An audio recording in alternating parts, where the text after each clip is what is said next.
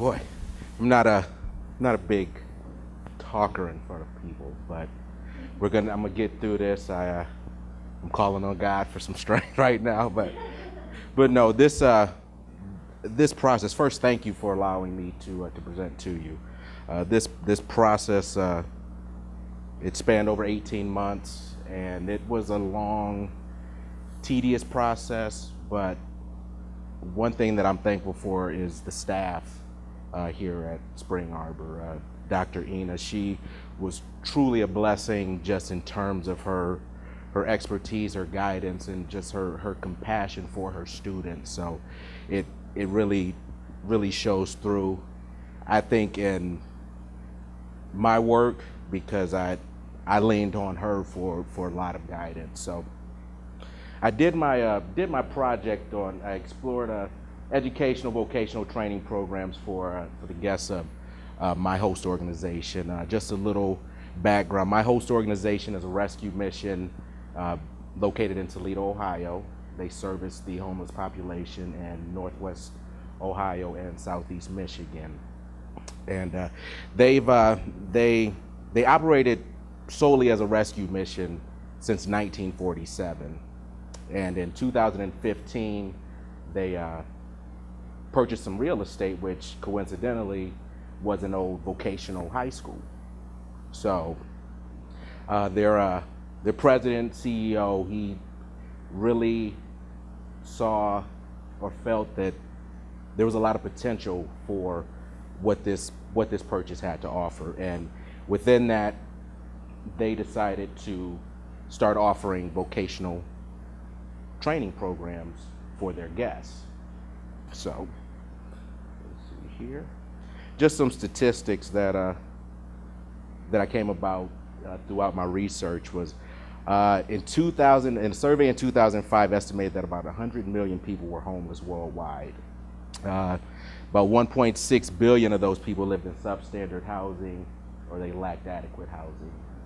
In January of 2015, 564,708 people were homeless on any given night in the United States. In Ohio alone in 2015, 11,167 people. And then in my area in Toledo, Ohio, and I confirm this with my host organization, that 850 to 900 homeless people in Toledo for that year sounds about right. So homelessness obviously is, I don't know if you want to call it an epidemic, but it's definitely a problem that it's a collective group of government and the society and the areas in which these individuals live in that have to work together in order to help eradicate that. So when I sat down with my host organization and really got an idea of their culture and just their history, knowing that they were going to take on this huge change initiative, going from strictly providing just food and bed and clothing to their guests to actually providing something along the lines of vocational and educational training, that's a huge shift in what they're familiar with. So what we determined was that there really needed to be a more in-depth look into that vocational program, how the guests can benefit from it, how the staff can learn to transition their way of thinking as well, because they too have only known one particular part of rescue mission. So this was something new to them. So it was a big task to try to get the guests and the staff, as well as the volunteers and the donors, to try to transition or switch their perception of my host organization. The overarching research question that I was looking to answer is, what is the most effective method of assisting the homeless population with obtaining the knowledge and skills necessary for them to become fully functioning citizens within the community? Now, I don't know how many of you have actually done research to this point, but the purpose of the overarching research question isn't necessarily to come to an answer, but to really kind of generate some discussion to try to come to a resolution, we'll say. Again, with them taking on something so new to them, there was really no way that we could come to a true answer based on that. But I think with my research, we started kind of peeling away the onion and really seeing what layers, where they needed to focus on along that line.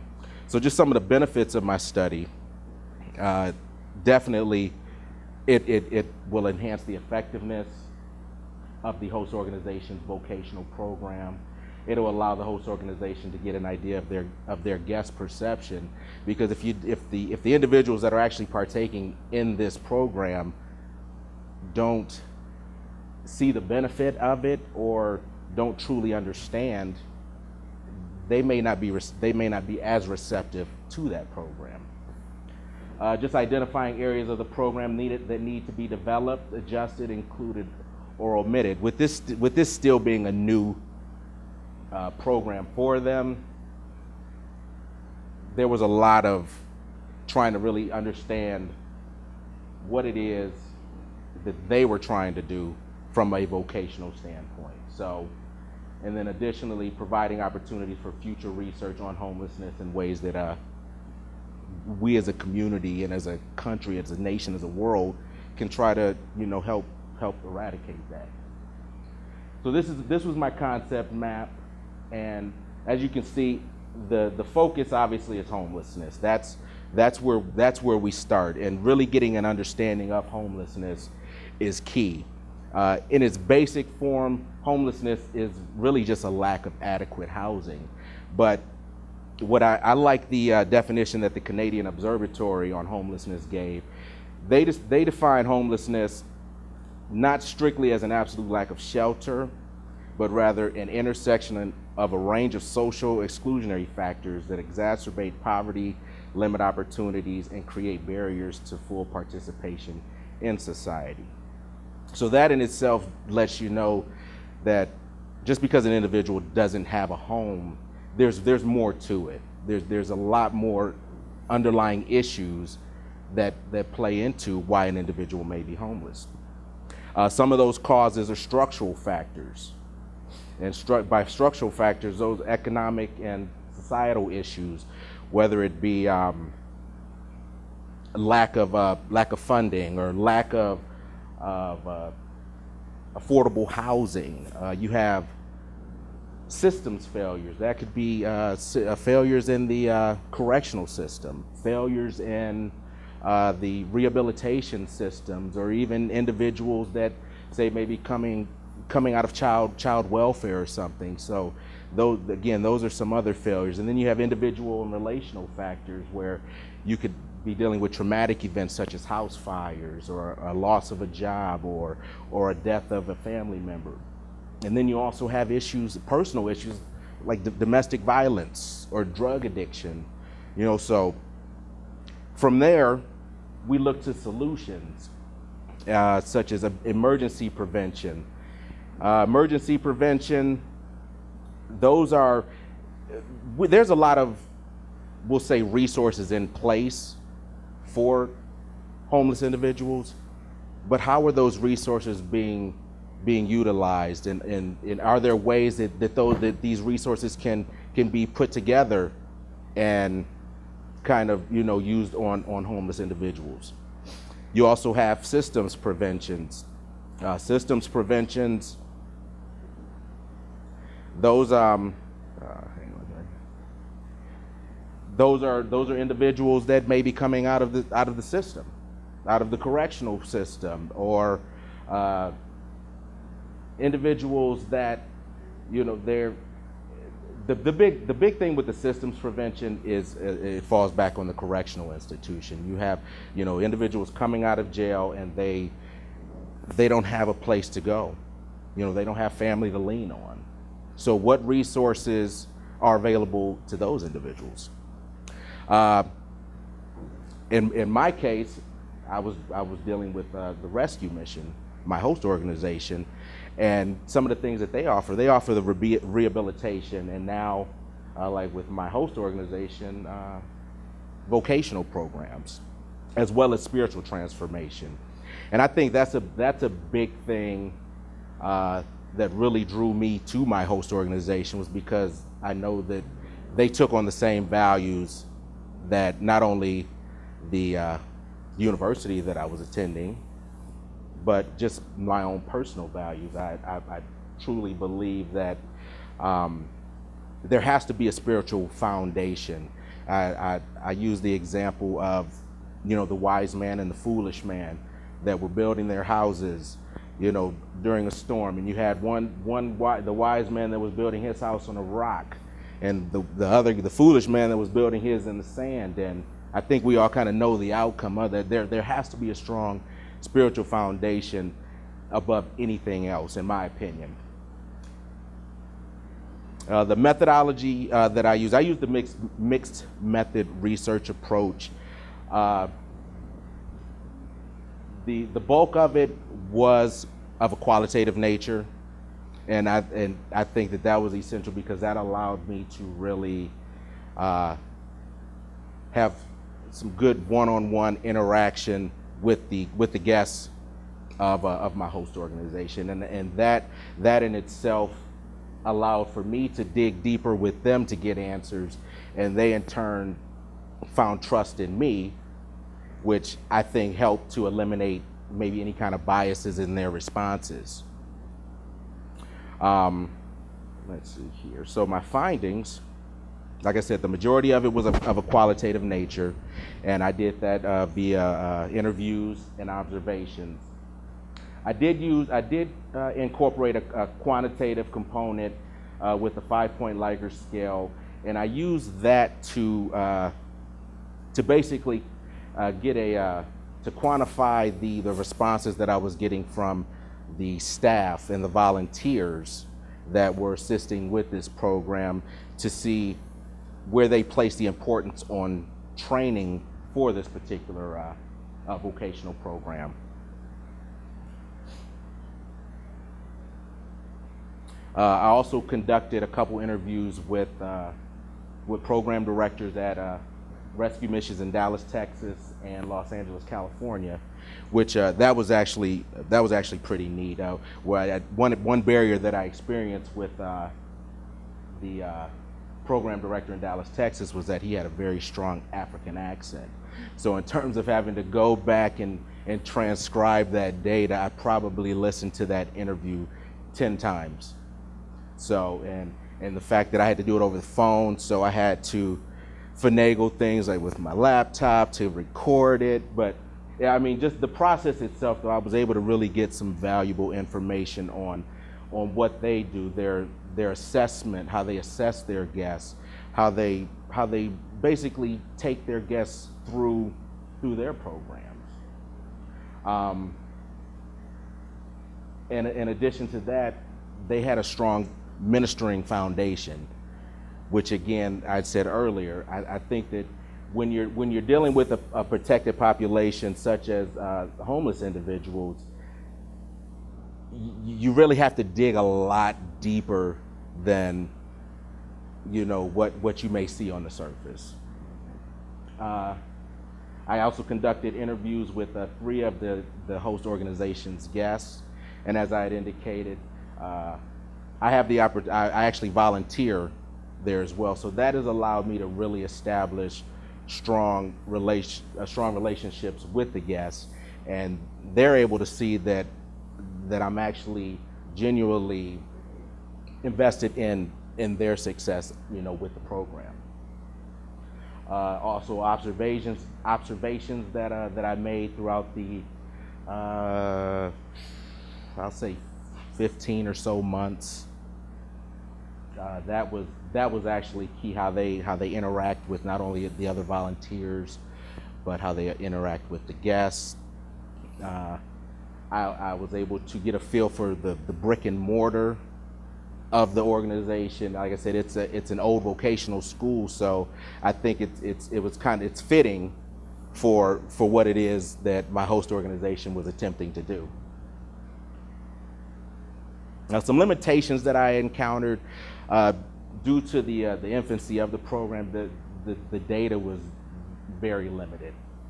There was inconsistencies in the attendance of the guests. One week you may have a classroom full of individuals, and then 2 weeks later you may not have anybody. So, there's really getting that commitment from these individuals. There was a lack of clearly defined goals and expectations of the guests.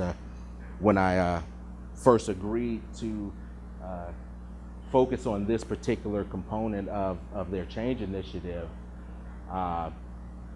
there were no processes or procedures in place, and that's something that we're still kind of working through. It's been an ongoing process really since I started my research project, and even after I'm done.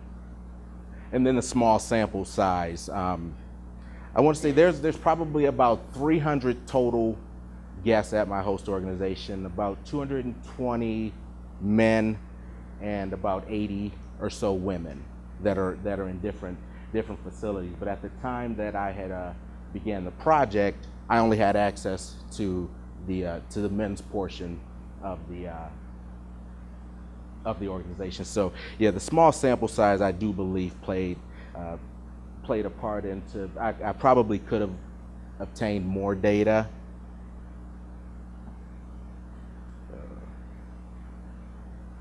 So just some of my recommendations for my host organization. Obviously, they need to establish some set processes and procedures. I think that would definitely help things run a little smoother. Establishing a flow chart that identifies the guest route from admission to, as my host organization likes to call it, redemption, which is something, above just being able to secure employment or secure housing. Create a prospectus for the guests that really highlight the program. That way they're able to have something tangible that they can see, this is something that, can be beneficial to me here, now and beyond. Establishing an individual learning plan for each guest. The process that they follow is when they come to my host organization looking for shelter, they go through an assessment point, and the individual that conducts the assessment will determine if the vocational program, which is referred to as Key Train. It's an interactive program that they can do online.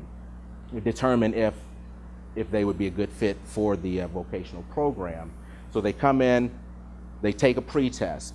The pretest gives them a score from 1 to 7, and that basically determines what level they're going to be placed at for any particular lesson. The three main lessons that the host organization needs information on are reading for information, arithmetic, and then locating information. So depending on where they score, the host organization would benefit by establishing an individual learning plan that is specific to that individual. That way they're not being grouped with other individuals that may learn faster than others, or they won't be grouped with individuals that don't learn as fast as other individuals. Establishing an accountability contract. One thing with the homeless population is, they take what they can get, basically. So they really haven't had to experience any kind of accountability. It's kind of a fight or flight kind of situation with them. But I think that by having that accountability is key for their success in the future. Incorporating soft skills. I'm not sure if anyone's familiar with soft skills, but those soft skills are resume writing, dressing to success, interviewing skills, teamwork, customer service, things along those lines. Because it's great that they can secure employment, but if they don't know how to maintain that, are they truly benefiting? They're getting the educational component, but the soft skills, I believe, that's something that you can group everyone together. You can learn that together. Recognizing their guests for the accomplishments. Once they've completed a particular lesson, certificates of completion. These are things that basically, like I said, I recommended them to them. Some things have been implemented, which I thought was pretty cool, but other things, you know, they're still being worked through. Recommendations for future research. Developing an action research project that focuses on the development of self-efficacy. I absolutely love that word, self-efficacy. It's an individual's ability to believe that they can complete a particular task.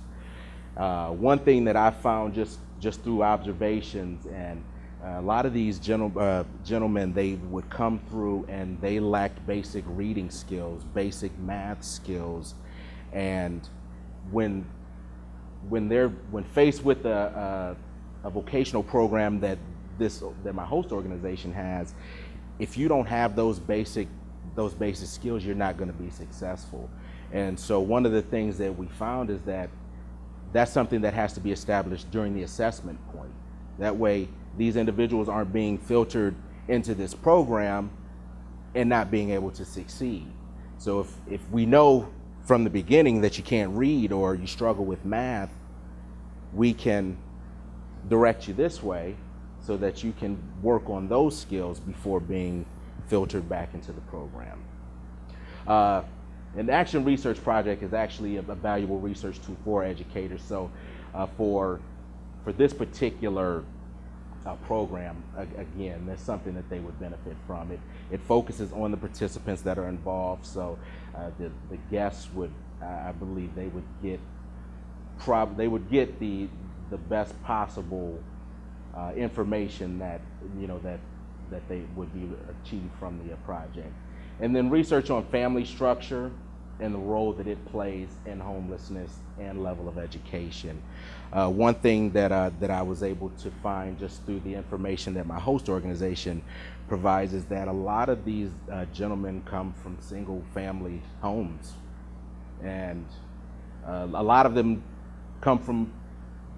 they lack fathers. The fathers aren't in their lives. So yes, family structure definitely plays a key role in education. Just some lessons learned. These are two verses that pretty much stayed on replay throughout the 18 months, and the first one is actually my favorite verse. I stand firmly by that you trust in the Lord with all your heart and not depending on your own understanding. When I decided to pursue my MBA, I had to live by that, because really I had to ask myself, what am I doing? Am I really ready for this? Because I was out of school for 14 years. Like I said, I got my undergrad in 2001, so 14 years. It's like, and so much had changed. I had never experienced online learning, and then APA. When I was in school, MLA was the big writing tool. So,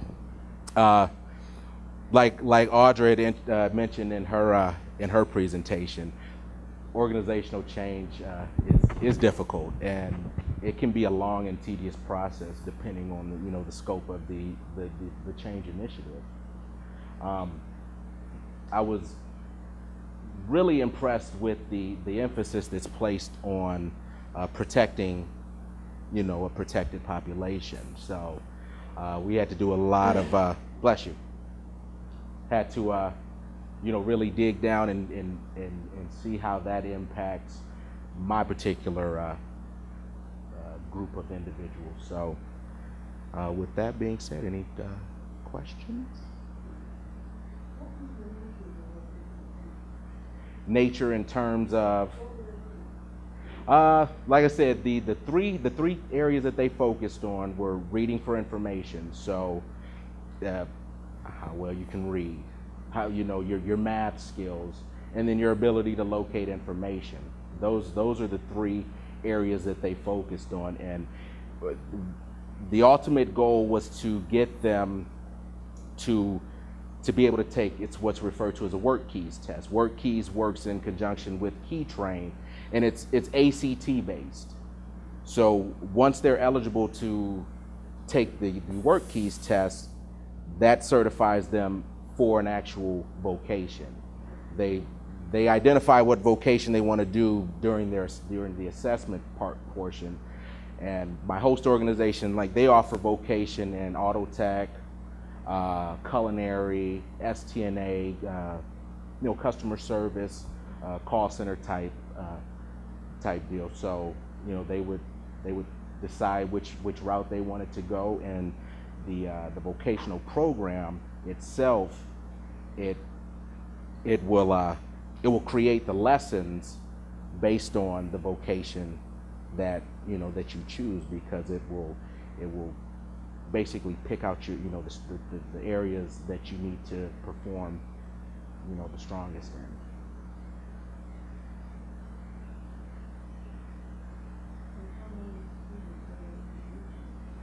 That's an ongoing we'll say that's an ongoing barrier.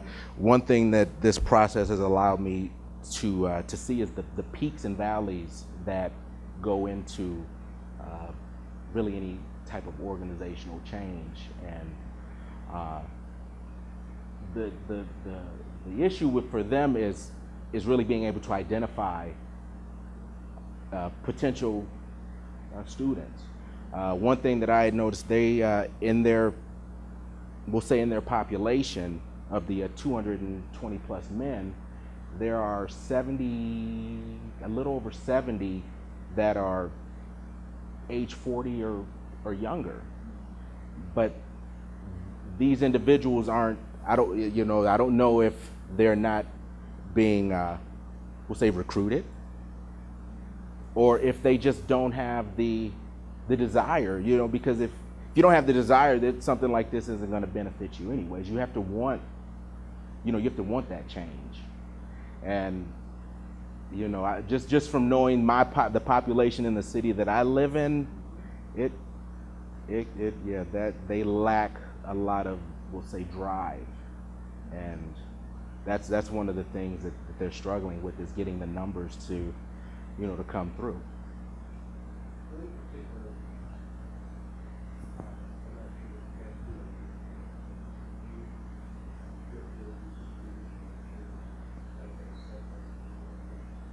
Previous literature. Oh yeah. We. Okay. Study or a couple of studies in these things that kind of guided your thought process, or was it kind of blending whatever? It was kind of just blending whatever material I could come. Was there anything that stood out to you that kind of guided what you looked at in other stuff? You know what I'm saying? It's oftentimes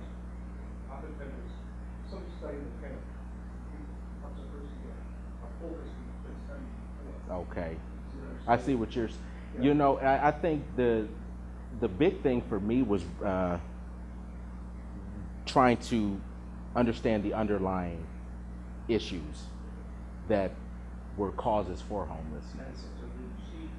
I'm just kind of curious. You got any study? You got a blended studies that maybe got those. Correct. I just wanted to see how you. I'm often interested how how students use past studies. Okay. So I'm just asking you, how your practical experience, how you got there. Okay.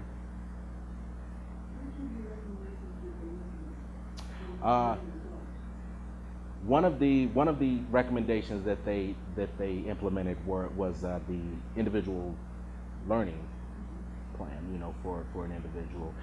We've actually had a couple. I've had the pleasure of working with a couple guests that have gone through this process and are now in the process of securing work. There's a gentleman that he's about to start driving trucks again, and this was something that he did previously, but life happened, we'll say, for him, and he ended up at my host organization. But he's been able to go through this program, and he's one of the individuals that you see once, if you're dedicated, if you're committed to something, you can see the tangible benefits from that, and that's something that he's been able to experience.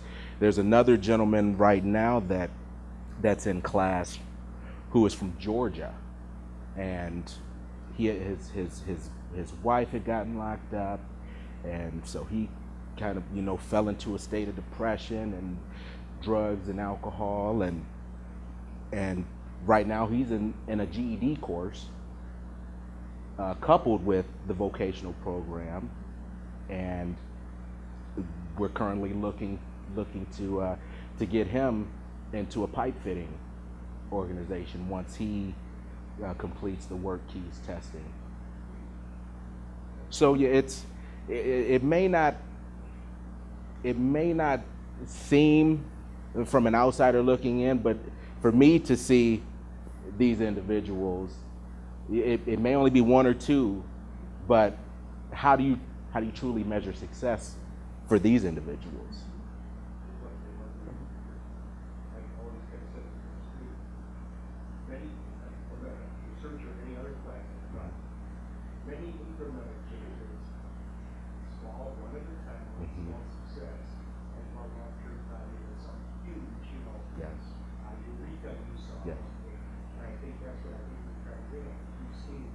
Mm-hmm.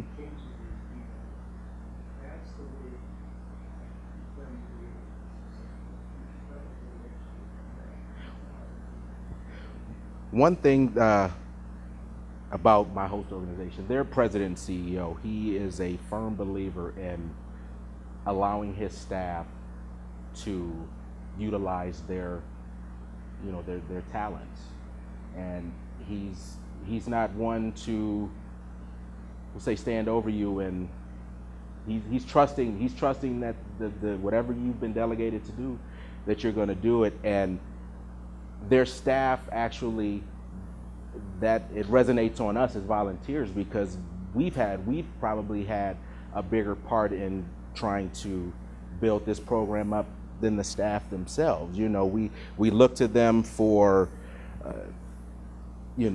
guidance, or if we may need something, but I think they truly value the different aspects that each of the volunteers bring to this program.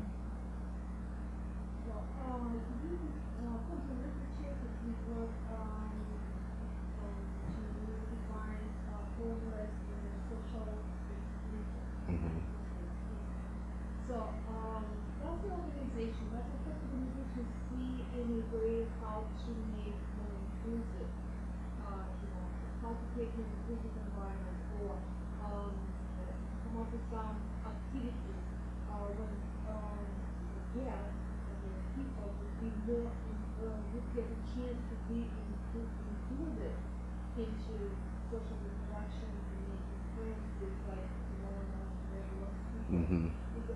Maybe if they would invite speakers or teachers, mm-hmm. or people who are willing to come to classes and interact and share and contact with people. Maybe they would bring these people to open houses Mm-hmm. and to themselves to create. Yeah. I know that they group their guests. They have group leaders. And they do Bible study and things along those lines. But I don't think that they have ever ventured down that road, and that's something that I'm going to suggest. That's another suggestion that I can take to them, and I feel confident that that's something that they would be receptive to, because I do believe that the more positivity that these individuals hear, whether it be from their fellow guests, or someone like myself, or someone in academia that can come in and speak to them. I think that would definitely benefit them, and like you said, it would kind of draw them all together and show that they're all there for one common purpose.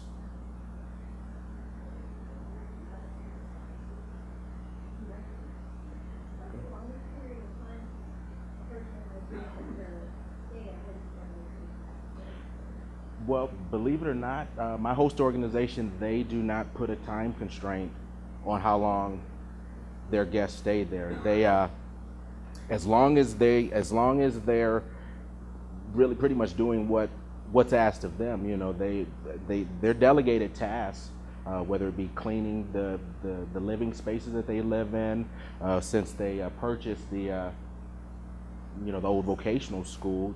They have a lot of their guests that perform duties around all of their different locations. So they have things that they have to do to ensure that they'll maintain a bed. But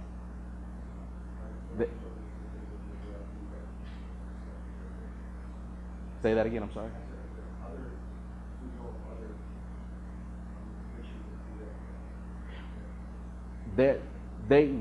They used to. My host organization, when they first started, yes, they had a 90-day. It was 90 days, and they like to refer to rapid rehousing.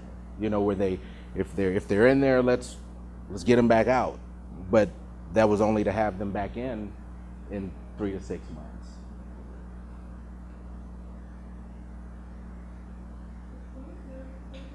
Thank you.